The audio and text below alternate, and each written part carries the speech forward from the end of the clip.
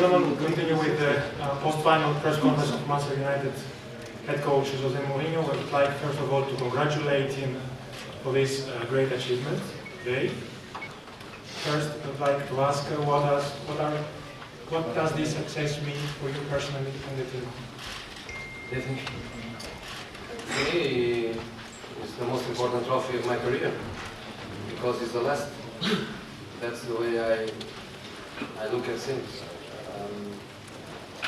Of course, Champions League is bigger than Europa League.